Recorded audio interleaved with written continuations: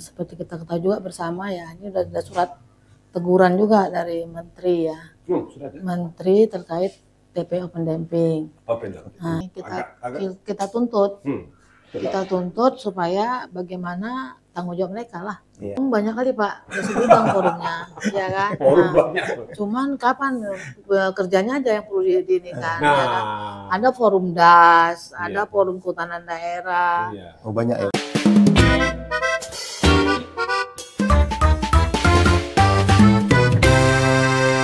Assalamualaikum warahmatullahi wabarakatuh. Waalaikumsalam warahmatullahi wabarakatuh. Antara kita bertemu lagi dalam podcast singkat kolaborasi kantor berita Antara dengan IPI, Ikatan Pemulung Indonesia Sumatera Utara, dengan tema Selamatkan Lingkungan Hidup, tugas kita bersama.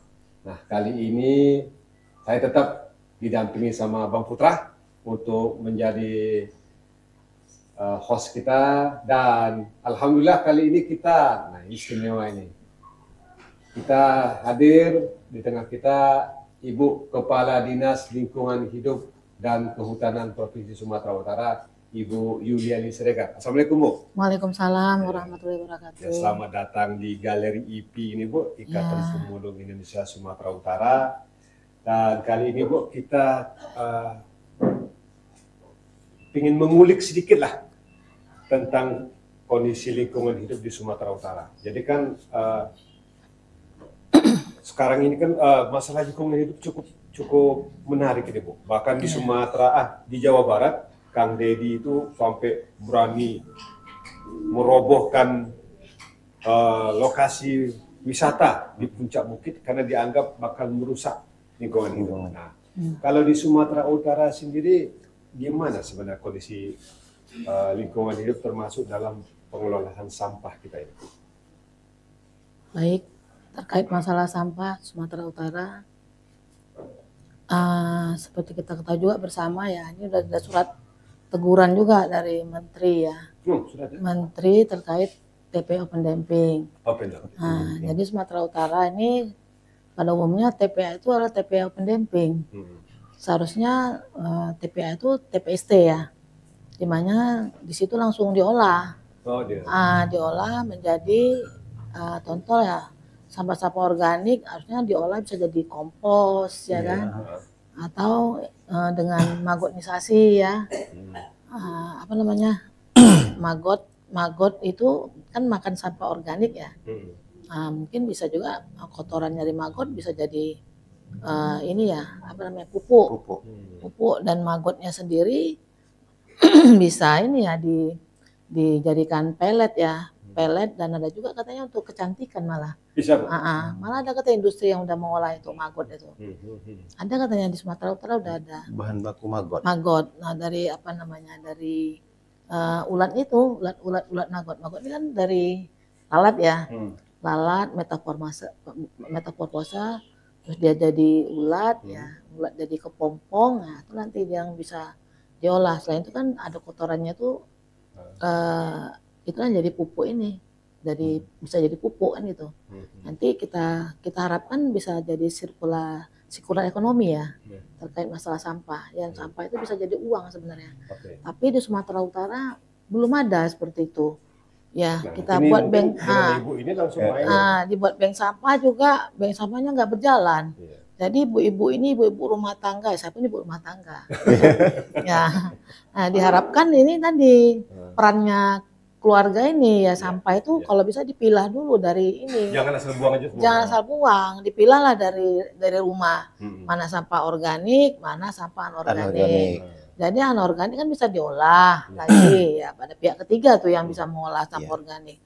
Contoh ya bisa jadi apa ya, bisa jadi batu bata, batako, apa segala macam, bisa jadi papan ya, pengganti papan. Sekarang kan udah kayu, udah nggak ada lagi nih, ya kan? Ya kalau bisa dari ini, terbuat dari ini ya, dari apa namanya, dari plastik ya, itu nanti pengganti daripada ini, daripada papan. Tapi itu kedepannya lagi seperti apa? Nah ini kan Bu, supaya kesannya Dinas Lingkungan Hidup ini tidak seperti tukang pemadam kebakaran, ada masalah baru tampil gitu. Nah ini kan penanganan sampah ini kan banyak rentetannya, termasuk budaya masyarakat. Ya. Nah, gimana, ada nggak langkah atau kebijakan dinas lingkungan itu mungkin dalam mengedukasi masyarakat ini, Bu, Ya. agar jangan hanya pemerintah aja Ya. yang berperan, ibu-ibu juga, warga juga. Nah, ada. Ya, itu tadi. Jadi dengan adanya tidak diperbolehkan lagi TP open damping, sebenarnya sejak tahun 2008 itu tidak diperbolehkan. Tapi berlarut-larut, ini baru menteri yang Pak Anip ya, yang baru itu orang kehutanan juga tuh. Tapi dia diinikan ke LH. Ini gebrakannya tidak boleh lagi TP open damping. Jadi caranya seperti apa? Ya kita sekarang lagi susun ini peraturan gubernur. Pergub terkait masalah pengelolaan sampah berbasis sumber. Oke. Ya harapannya ini pergub nanti didukung lah dengan Ini udah sedang disiapkan. sedang disiapkan, lagi dibahas di Mendagri. Ya kan, lagi dibahas karena pergub tuh muatannya harus dibahas di Mendagri dulu. Nanti kalau udah ditandatangani, ya udah kita terapkan lah ke semua ini kabupaten kota. Ini ada sanksi nggak dalam pergub itu? Kalau pergub nggak ada sanksi, yang udah perda sih. Ini seharusnya. seperti cerita lemah kita. ini. Cuman kadang Peraturan ini kalau nggak ada Kalau nggak ada sanksinya, sanksinya kan nggak nggak ada ya, lagi, Bu. ya.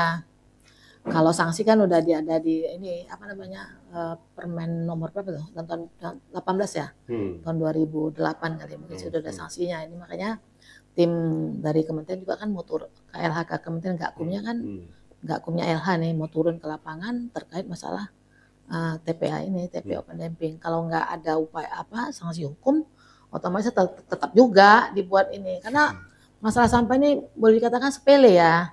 Tapi dampaknya luar biasa, Bu. Tapi tampaknya luar biasa. Iya. Ini sekarang yang menyadarkan masyarakat ini. Nanti butuh mungkin sosialisasi ya ke depannya. Ya kita juga kerjasama lah dengan ini ya Ikatan Pemulung ya. Ikatan karena mereka yang udah terbiasa dengan pilah-pilah sampah kan gitu. Ya kita juga di Dinas LHK udah ada buat ini tahun ini apa namanya bank sampah. Jadi maksudnya miniatur ya, miniatur pengelolaan sampah. Udah kita ini kan di Dinas LHK harapan saya itu jadi sarana edukasi ya, edukasi buat masyarakat. Apalagi kami kan ada ini sekolah adiwiyata ya.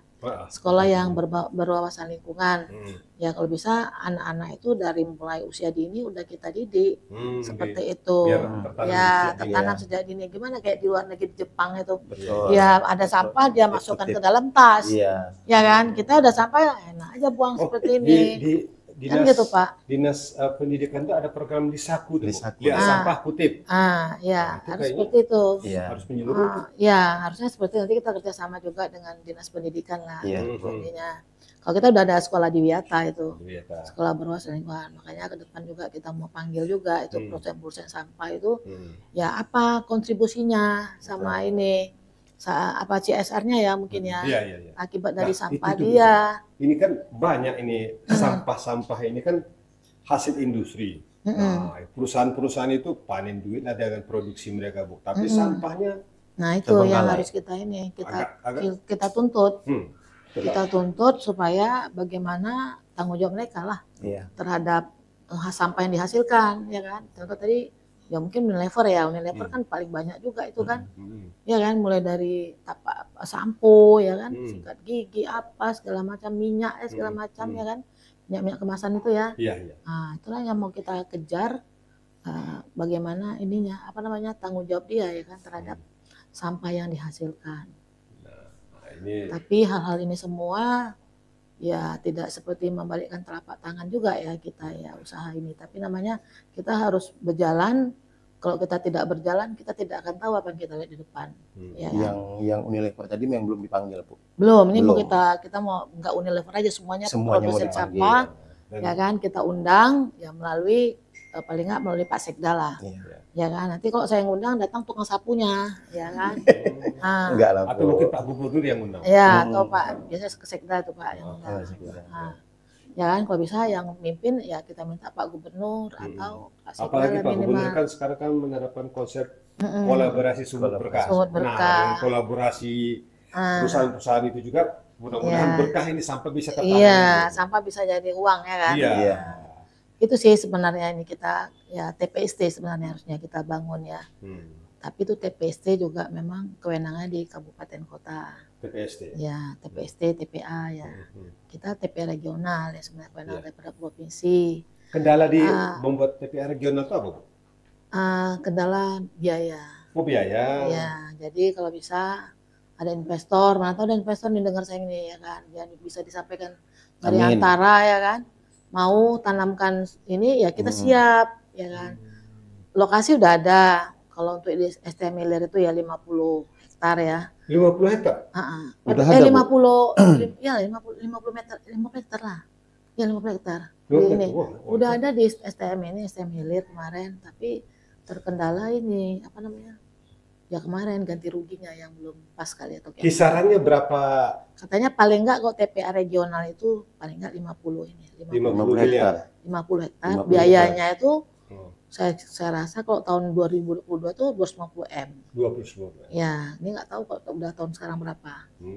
Kisaran sekitar kemarin itu kan Bu, kita di sini juga kedatangan anggota DPD RI asal Sumatera Utara, Bang Deddy Iskandar Batubara, yang menyebutkan ternyata beliau pernah mendapatkan informasi ada impostor dari Korea Selatan itu untuk menanamkan investasinya dalam industri pengelolaan sampah. Nah, mungkin bisa ini, apalagi beliau dari Sumatera Utara itu bisa dimanfaatkan. Boleh, kita siap aja. Kita misalnya Pak Deddy bisa masukkan investor ke Sumatera Utara, ya kita siap kan itu ya, siap mendukung untuk pembangunan ini TPA regional. Tapi memang TPA itu ini pula Pak masalahnya. TPA regional itu sebenarnya yang bangun itu PU. Ya PU PR. Nanti kita kerjasama lah, ada masalah itu. PUPR baru kita sebagai lingkungan hidup sebagai pemanfaat aja dalam hal ini. Dalam hal pengelolaan sampahnya nanti. Kita abaikanlah ke masalah teknis itu. Yang penting pokoknya kita bisa wujudkan gitu. TPA regional. Nah, kalau di IP ini Bu kan lebih mengkhususkan diri lagi mereka dalam penanganan sampah plastik. Nah, seperti ini Bu. Cakep Bu ya. Nah, ini sampah-sampah plastik yang plastik asoy kalau kita di Medan istilahnya plastik asoy yang diolah oleh ibu-ibu ini yang justru kalau dibuang ini bisa tidak terurai sekian ke 1000 tahun, menghambat aliran air, tapi di sini bisa jadi duit. Dimanfaatkan. Gimana Ibu melihat ini Bu? Hasil karya IP ini Bu? Ya bisa kita dorong lah ini pengrajin-pengrajin UMKM ya. Ya nanti kita bisa kerjasamakan dengan Dinas Koperasi UMKM ya kan, produk-produk ini untuk dipasarkan ya kan. Kan mereka yang mikirkan kemana pasarnya kan itu ya kan. Mungkin ada lagi nanti polesan lain lagi biar dia lebih elegan ya kan. Iya, ini masuknya untuk IP ini. Lebih indah lagi ya Bu. Bukan bunga aja Bu ya, yang lain. Lebih elegan lagi tampilannya ya kan, bisa nanti kita kerjasamakan ya kan dengan Dinas Koperasi dan UMKM yang dia memang membina ini kan, membina apa namanya usaha-usaha kecil ya, usaha kecil yang mereka ini binakan. Bisa nanti kita dengan Pak apa namanya Naslindo Sirait. Nah, kalau untuk regional tersendiri, untuk regional Sumatera Utara sendiri lah, ini kan sering musibah yang terjadi di daerah tertentu itu justru diakibatkan oleh daerah lain. Nah, banjir mungkin ada kiriman dari sana gitu. Kalau kita di Sumatera Utara ini sendiri Bu, ada nggak semacam forum koordinasi atau apa begitu sehingga dampak-dampak negatif dari potensi musibah itu akibat kerusakan lingkungan itu bisa diatasi? Banyak, kalau forum banyak kali Pak, sebidang forumnya, ya kan. Forum banyak. Cuman kapan kerjanya aja yang perlu diinikan, ya kan. Ada forum DAS, ada forum kehutanan daerah. Oh banyak ya Bu. Banyak forum-forum ya kan. Tapi itu tadi yang penting kinerjanya yang perlu dipertajam. Ya forum ini cemana mau ngatasi banjir, ya yuk sama-sama seperti apa kan gitu kan. Ya masyarakat juga harus dilibatkan karena Pak yang paling utama itu ya masyarakat ini ya kan, nggak nebang juga dia ya kan, kita bilang ini ya pas kita silap ya dia tebang juga ya kan. Padahal sebenarnya ya yang paling pertama menerima dampaknya tuh ya dialah masyarakatnya. Jadi ya kalau masyarakatnya udah sadar dengan keberadaan lingkungan, kelestarian ya, kalau ini sampah ya kan, jangan buang lagi di di selokan sembarangan. Ya ayolah kita pilah-pilah sampah. Ya ini ibu ini sini berapa orang? 40 orang. Kalau ibu ini udah bicara lagi dengan kawan-kawannya lagi udah berapa orang lagi? Ya kan? Level kayak apa? Jadi sistem MLM Bu ya? Ya, jadi ibu-ibu ini membawa penyakit menular lah kan itu keluar. Yang positif. Tapi yang positif. Jadi ya tularkan ini ilmu seperti ini. Jangan Bu, daripada ngerumpi film sinetron Korea terus kan sosialisasi ya ke masyarakat lewat media juga paling cepat tuh lewat media karena ibu-ibu sekarang kan semua pakai ini Pak. Nah paling kok tahu TikTok ya kan Pak. Ya kan? Termasuk ibu kita ini juga menjadi selebritis lokal TikTok. Setelah populer TikTok kemarin kan saking konsennya beliau ibu ini melihat ada kebijakan-kebijakan yang tidak sesuai dengan lingkungan hidup, akhirnya di desa Serdang kemarin Bu ya? Ya dari Serdang, desa Regemo. Nah ini Bu, mungkin ada closing statement Bu, masukan, imbauan mengenai penanganan lingkungan hidup sampah kita ini. Ya terkait sampah, ya kita harus kolaborasi, kolaborasi antara pemerintah, ya kan, masyarakat, ya akademisi semua, ya baik juga NGO, ya kita harus bersatu bagaimana sampah dan lingkungan kita ini bisa terjaga lah, bisa lestari. Apa yang harus kita perbuat? Banyak forum-forum ya, forum itu ya orang-orang itu juga di dalamnya ya. Ayolah kita sama-sama berkolaborasi, bergerak ya kan, untuk mengatasi terkait masalah sampah, terkait masalah banjir, ya, longsor, ya kan, pemanasan inilah iklim global ya. Ya kita juga saat ini lagi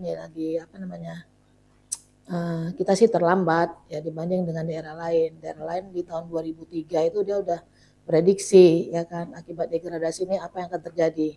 Jadi mereka udah perhitungkan ya kan bagi apa yang harus mereka bisa perhitungkan terkait masalah apa. Sekarang ini trennya tuh terkait masalah ini loh.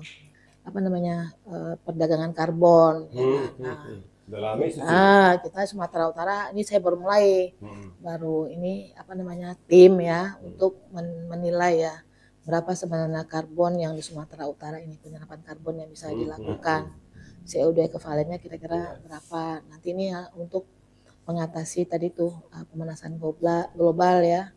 Maka ini banyak kegiatan-kegiatan juga kita terkait masalah pada kampung iklim, nah di masyarakat itu semuanya kita ini kan bersama juga dengan stakeholder lain terkait perhubungan bagi kendaraan yang menghasilkan ini ya emisi. Begitu juga dinas dinas yang lain lah, mungkin dinas pertanian juga ya.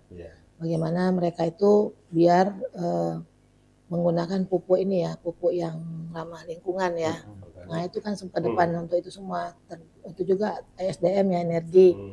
Ya kalau bisa energi yang terbarukan, yang seperti Bapak bilang tadi sampah, bagaimana sampah itu bisa diolah jadi energi listrik, ya kan. Nah itu kalau kita ini bisa di sini ya udah bagus sekali kan, tapi kan harus kita perhitungkan juga sampah berapa ton sih sampah per hari yang bisa untuk menggerakkan daripada mesin yang untuk pembangkit listrik tadi. Ya.